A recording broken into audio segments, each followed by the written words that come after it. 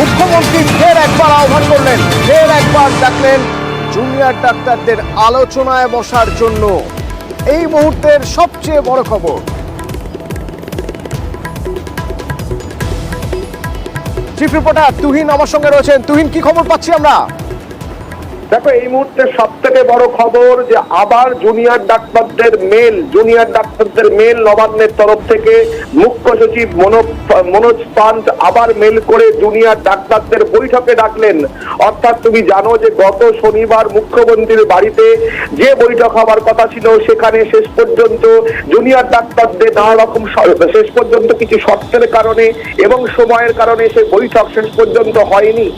আজ আবার বৈঠকে ডাকা হলো জুনিয়র ডাক্তারদের।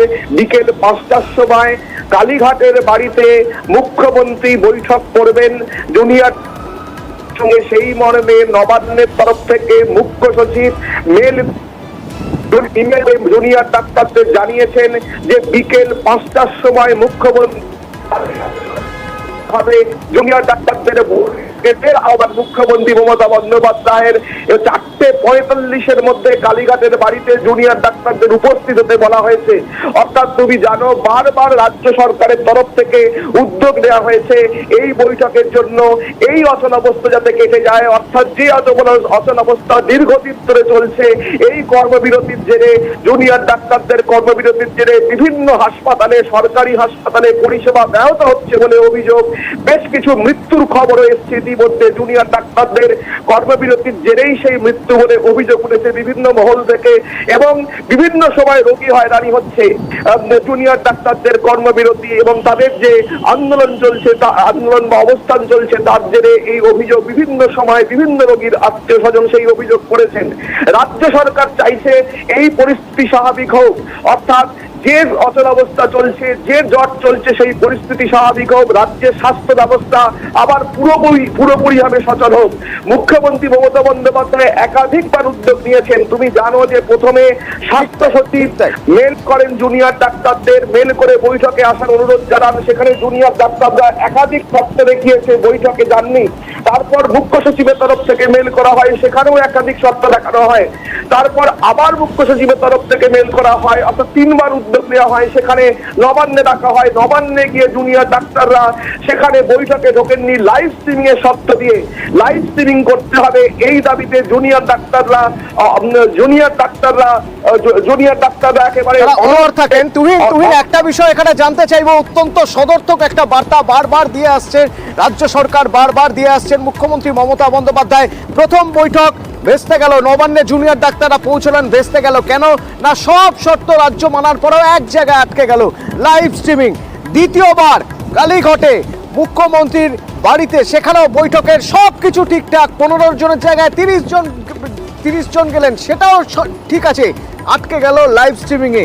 বারবার বৈঠকেই লাইভ স্ট্রিমিং এর জায়গায় গিয়ে আটকে যাচ্ছে। আজ যে মেল পাঠানো হয়েছে সেখানে কি এই বিষয়ে কোনো কিছু লেখা হয়েছে?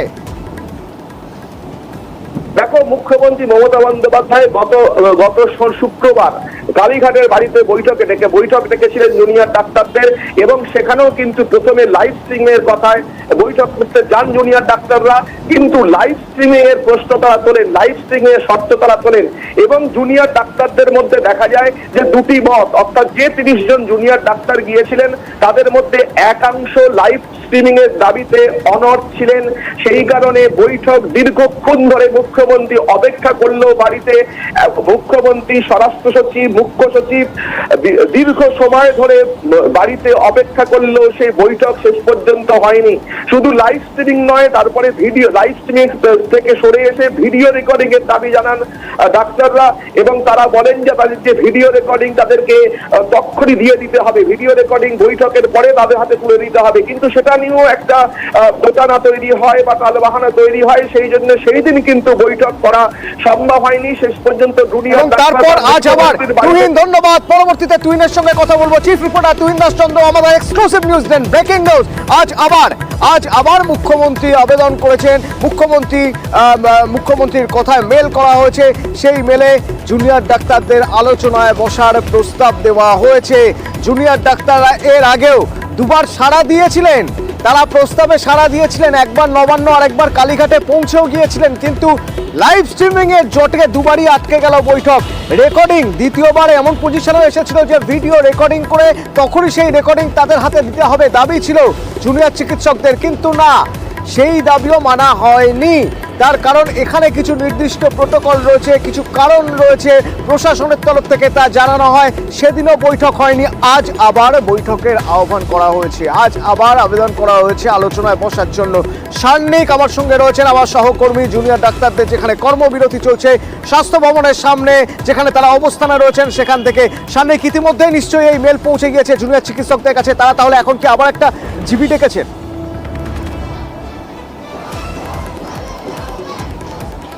দেখো, ওয়েস্ট বেঙ্গল জুনিয়র ডক্টরস ফ্রন্টের যারা সামনের সারির যারা নেতারা রয়েছেন তাদের কাছে আমরা এই মেল যখন দেখাই, তারাও বলেন যে তারা সেই মেল পেয়েছেন, কিন্তু সেই মেল পাওয়ার পরে তারা এখন আগে নিজেদের মধ্যে আলোচনা করে তারপর তারা সিদ্ধান্ত নেবেন তাদের পরবর্তী কর্মসূচি কি হতে চলেছে, অর্থাৎ তারা যাবেন না, কি হতে চলেছে এরপরে আজকে বিকেলবেলা এই বৈঠকে তারা আদৌ যেতে চান কিনা সেই বিষয়ে তারা কিন্তু সিদ্ধান্ত নিয়ে তারপরই জানাবেন।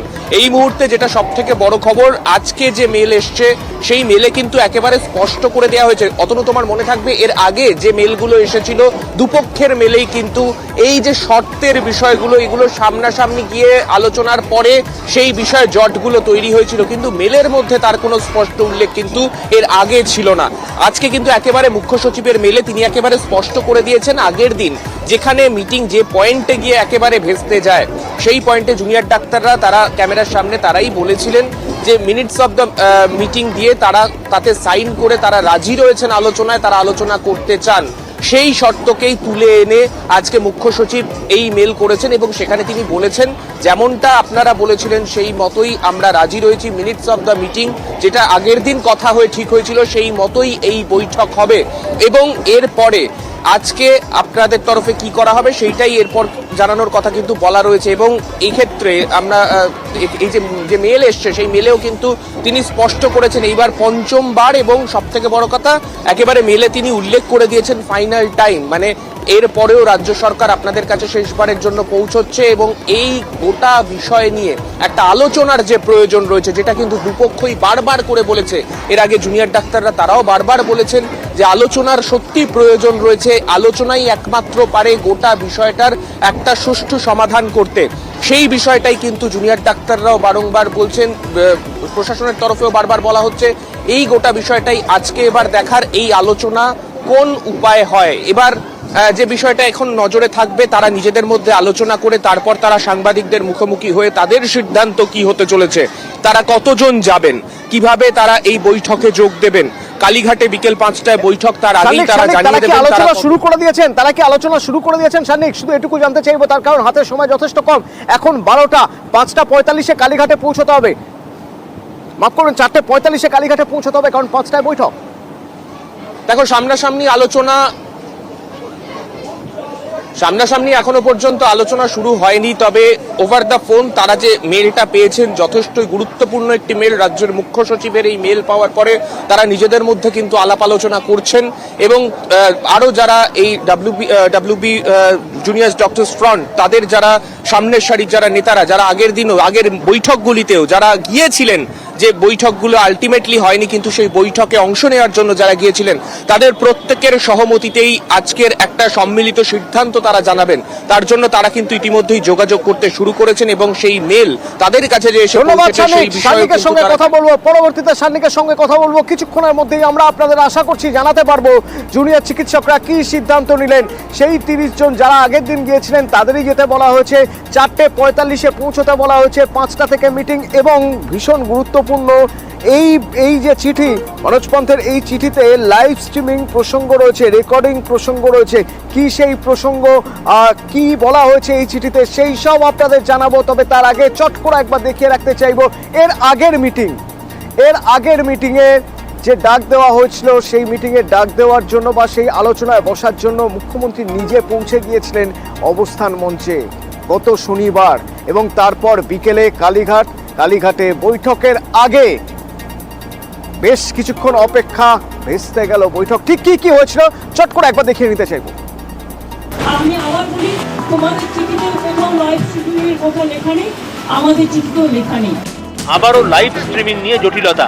বৃহস্পতিবারের পর শনিবার ফের ভেস্তে গিয়েছে মুখ্যমন্ত্রীর সঙ্গে আন্দোলনকারী জুনিয়র ডাক্তারদের বৈঠক। তার আগে বরফ গলার সম্ভাবনা তৈরি হয় শনিবার দুপুরে। এদিন দুপুর 1টা আচমকা জুনিয়র ডাক্তারদের অবস্থান মঞ্চে মুখ্যমন্ত্রী।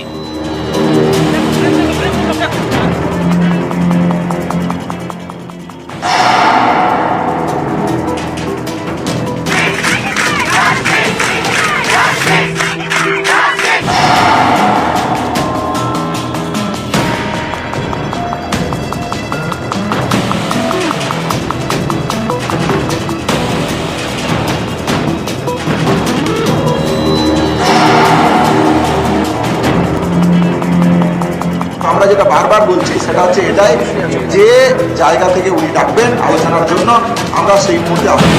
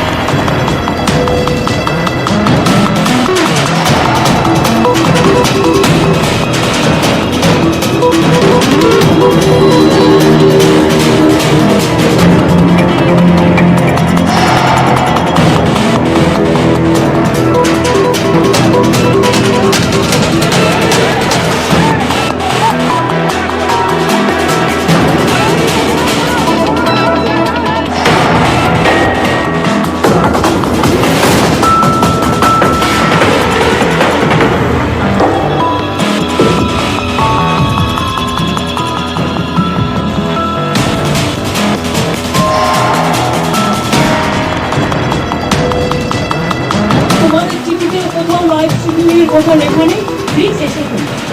আমি তোমাদের অনুরোধ করবো তোমরা এসো, যদি মিটিং করতে ইচ্ছে না করে তোমরা খুব চাপ দিই।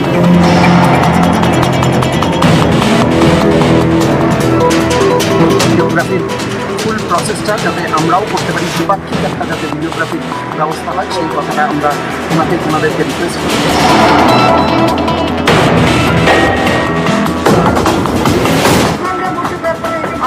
আমরা 36 দিন বসে আছি না, আমরা 36 দিন বসে আছি। আমরা নিজেদের 5 দফা দাবি নিয়ে ম্যাডাম নিজে এসেছেন অনেকক্ষণ আগে। আমরা তাহলে এখানে ভোট পাচ্ছি না। কিন্তু জট কাটেনি, শেষমেশ ভেস্তে যায় বৈঠক। তখন ফের ধর্ণা মঞ্চের দিকে রওনা দেন আন্দোলনকারী জুনিয়র ডাক্তাররা। নিউজ 18 বাংলা।